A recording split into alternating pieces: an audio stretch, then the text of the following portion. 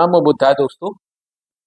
दोस्तों, आपने मेरे पिछले वीडियो में जाना कि पुनर्जन्म क्या होता है, पुनर्जन्म किस व्यक्ति को होता है और किसे पुनर्जन्म कहते हैं, और भगवान बुद्ध किस प्रकार के पुनर्जन्म को मानते थे।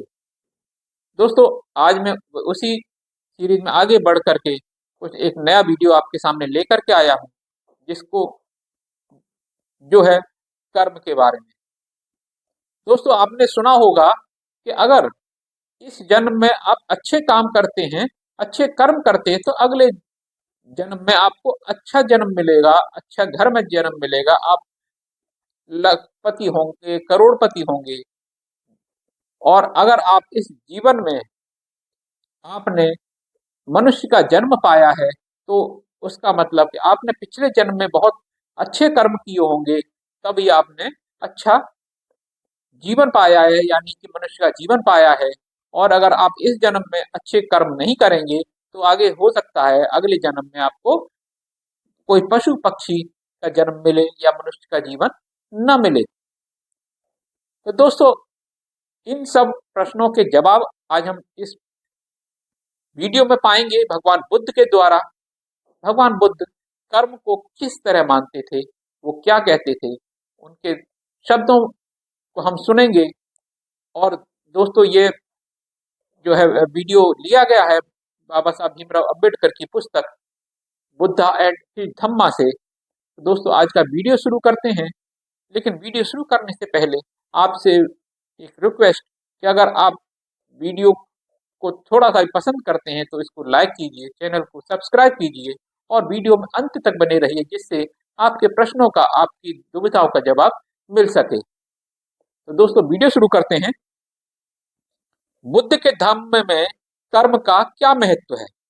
क्या बुद्ध के कर्म सिद्धांत और ब्राह्मणी कर्म के सिद्धांत में रात दिन का अंतर है? बुद्ध के धम्म का एक ऐसा एकमात्र सिद्धांत है जिससे दूसरों को भारी गलतफहमी हुई है।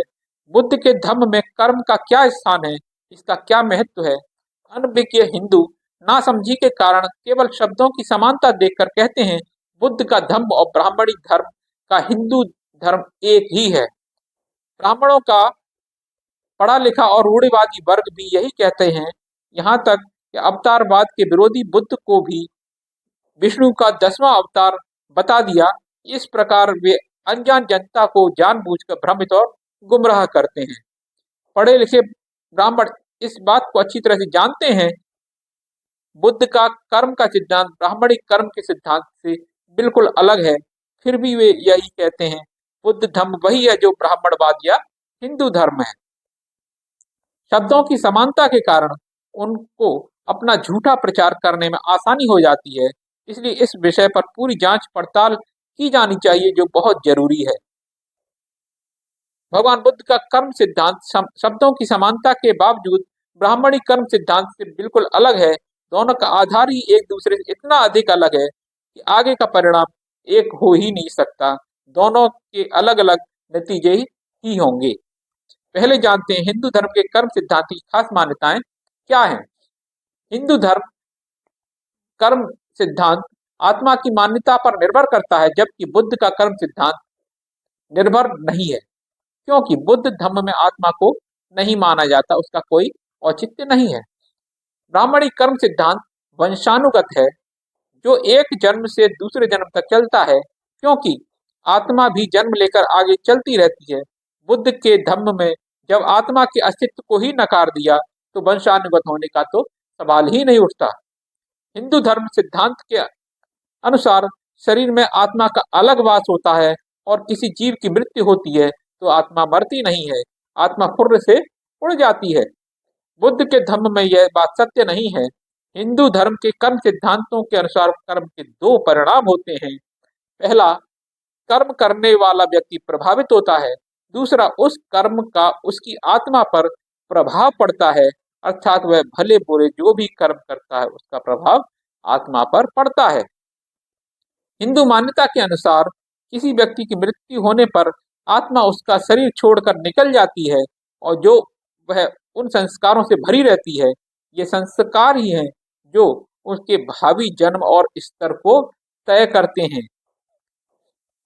गहन अध्ययन और परीक्षण से यह स्पष्ट होता है, हिंदू धर्म के कर्म सिद्धांत के आत्मवाद और बुद्ध के अनात्मवाद में जरा भी समानता या मेल नहीं है।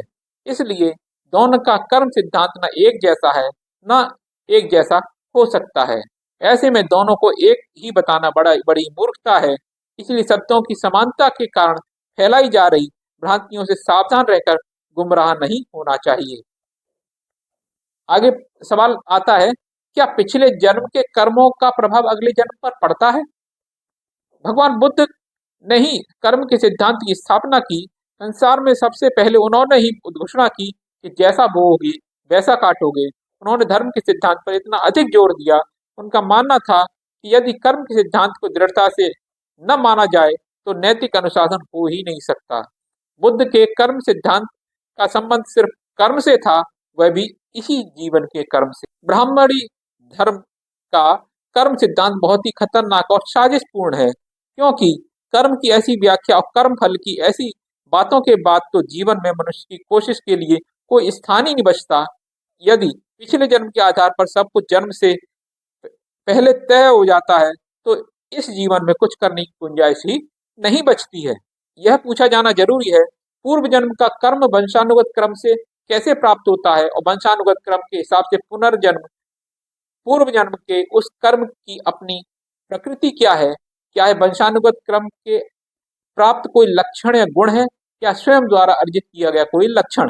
इसी विषय पर चर्चा करने के लिए भगवान बुद्ध के पास जो यक्ष देवता भगवान बुद्ध के पास आया था, उसे बुद्ध ने कहा कि मनुष्य की उत्पत्ति अपने माता पिता से ही होती है। तो दोस्तों, भगवान बुद्ध ने कहा कि कर्म का जीवन में मनुष्य के जीवन में बहुत ही बड़ा महत्व है। मनुष्य अच्छे कर्म करेगा तो इसी जीवन में वो अच्छा समय बिताएगा, अपना जीवन आगे का अच्छा बिताएगा, और बुरे कर्म करेगा तो आगे का जीवन उसका नर्क हो जाएगा, यानी कि बहुत बुरा गुजरेगा। जबकि हिंदू धर्म या ब्राह्मणी धर्म के अनुसार इस जन्म में अच्छा कर्म करेगा तो अगले जन्म में उसे अच्छा जीवन मिलेगा। दोस्तों, यहाँ वो आत्मा पर आधारित है, जबकि बौद्ध धर्म में वो आत्मा का कोई स्थान नहीं है, इसलिए कर्म आत्मा पर आधारित नहीं है। इसलिए दोनों धर्मों में जो कर्म का सिद्धांत है उसमें जमीन आसमान का अंतर है, दोनों बिल्कुल ही अलग है।